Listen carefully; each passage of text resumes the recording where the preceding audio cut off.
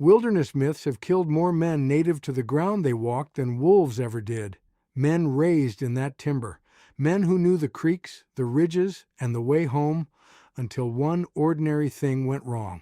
And the last myth may be the worst one, that a satellite SOS and an offline map let you take chances you would not take without them. A wet cotton shirt can turn a cool, windy afternoon into shivering, clumsy hands, bad decisions, and hypothermia. Moss or the sun can send a lost hunter far beyond the last place anybody knows to look. Clear stream water can leave you weak, dehydrated, and unsteady days into a hunt. We worry about wolves, cold, water, terrain, and certainty do more harm. After 56 years hunting Tennessee country with 4 generations behind me, I know familiarity is no immunity. We will put wolves in their proper place, then talk wet clothes, water, getting lost, snow, alcohol, immersion, and what a rescue device cannot promise. The numbers have limits. The fixes do too. Wolves have killed people in North America. Respect them. Give them room. But historical records since around 1750 list about 105 attacks with 33 fatalities across the whole of North America. Those counts are approximations. Records can miss incidents, and the way attacks get categorized can differ. Now put that beside the ordinary country. U.S. national parks average 358 deaths a year. Vehicle crashes, drowning, and falls lead the unintentional causes. Hypothermia and exposure are in that same hard company. Those records do not count every private tract, national forest, lease, or informal place men hunt, so they cannot give you exact odds for your own ground. A wolf is memorable. A wet shirt, a creek crossing, a missed bearing, and tired legs are quiet. That is why men give the animal their attention and wave off the thing that is already working on them. I have hunted 56 years, first with my great-grandfather and my father. My judgment is the woods do not need to hunt you. Ordinary things do enough once a man decides he has learned all they can teach him.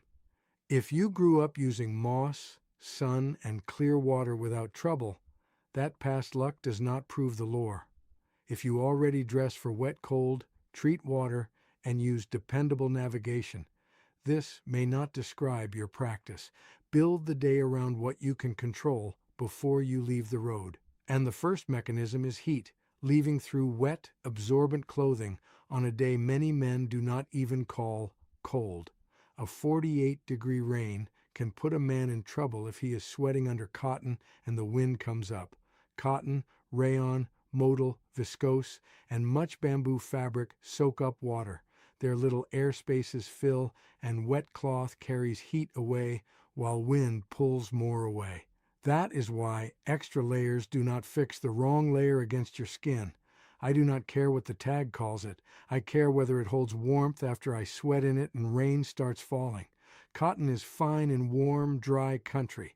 In cold, wet wind, it is a bad bargain. Shivering, fumbling a zipper, and mild confusion come early. Keep walking wet and cold, and a man can become apathetic or irrational enough to lie down. Severe hypothermia can end quietly in cardiac arrhythmia or respiratory failure. Before that, get out of wet clothes, add dry insulation, get behind the wind, and arrange help. Worsening confusion or apathy may be past self-rescue. Do not use alcohol for warmth. It weakens judgment and shivering while making you feel warmer as your core cools. Warm, dry ground lowers the risk. Rain, elevation, wind, stream crossings, fatigue, and nightfall change it fast. Check the fabric against your skin before a wet weather trip. Keeping heat is one problem. Keeping clean water in your body is the next, because a clear stream can look safer than a wet shirt feels. A clear creek does not owe you a warning label because it runs cold and pretty. Giardia and cryptosporidium can be in clear surface water from wildlife or contamination farther upstream. They can bring diarrhea, cramps, dehydration, and trouble absorbing food. On a multi-day hunt, That weakness can mean poor balance on steep ground, slower hands around a firearm, or missing weather that should have sent you to shelter. In one Utah mountain trip, 34 of 54 campers got diarrhea after drinking untreated stream water. Clear water is like clear ground under leaves. What you can see is not the whole thing you are standing on, and chlorine or iodine taste is not proof. They handle many bacteria and viruses, but do poorly against cryptosporidium and only have limited effect on giardia. Boil surface water at a rolling boil for 1 minute or 3 minutes above 6,500 feet, then let it cool. A filter needs an absolute pore size of 1 micron or smaller and an NSF 53 or 58 label for those cysts. Check your filter for those words. Nominal pore size is not the same thing. UV can work, but cloudy water needs pre-filtering, and low battery, poor mixing, or a shortened cycle can leave live pathogens behind. Good gear costs money. That is correct. Boiling when fuel and local rules allow is a low-cost answer. Build your kit over time. Water sickness weakens a man slowly. A bad direction can put him in trouble before sunset. Moss will walk you away if you let it. It grows where shade and moisture suit it, and that can be any side of a tree. The sun gives you a rough sense of the day, but its exact position shifts with season and latitude. Under fog, heavy canopy, or low evening light, those signs give a confident answer when you most need a dependable one. That is how the wrong correction starts. You turn a little by a damp trunk, find another tree that seems to agree, and begin making a wide circle away from your last known point. Daylight and strength go with you, and the ground ahead may hold a river, a cliff, or worse footing. Carry a printed map and compass and know them. Offline maps are useful, but they are a supplement. Before timber, identify your route, boundary, a terrain feature, and a turnaround point. If moss disagrees with map and compass, do not let moss win the argument.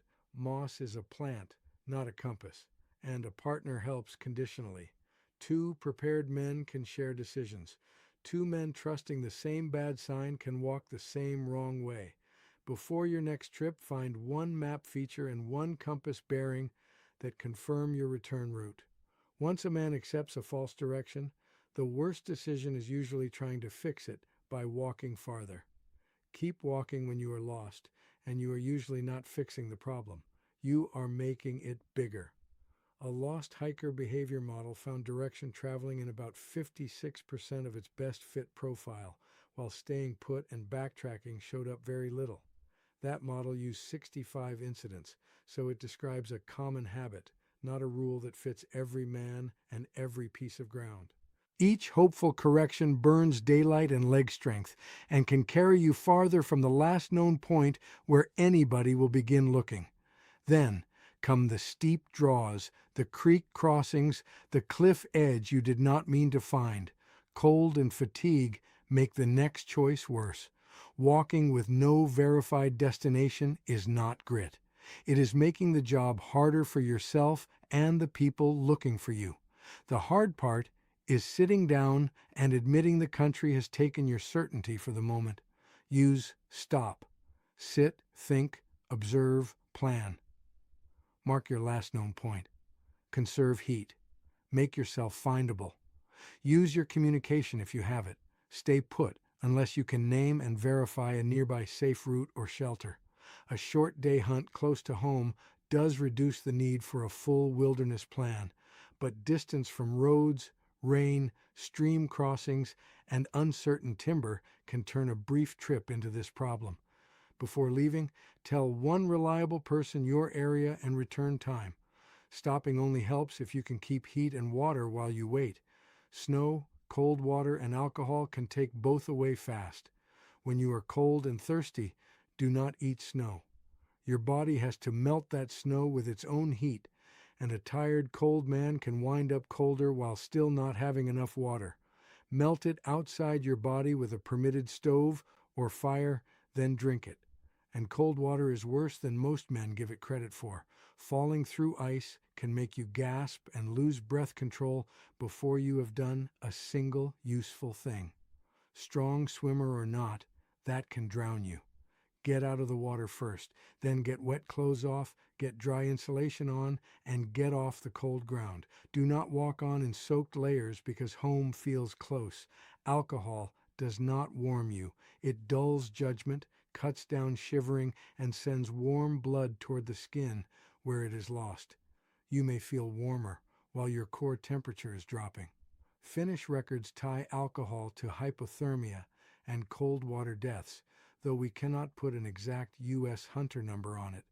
Cold does not need drama. It needs wet clothes, time, and a man saying he can make another mile. If shivering turns to clumsiness, confusion, apathy, or irrational behavior, self-rescue may be over. Signal for help. Stop spending strength. The order is simple. Out of water, stop heat loss, make drinkable water, then establish location if it does not add exposure. But that plan depends on your maps and communications, and a satellite SOS can request rescue. It cannot promise one. A satellite communicator is good equipment. It can send a GPS-linked message, bring in weather, and trigger an SOS where a phone has nothing. Offline maps can show your route when service is gone. Carry those tools, but carry them powered, protected, and practiced with.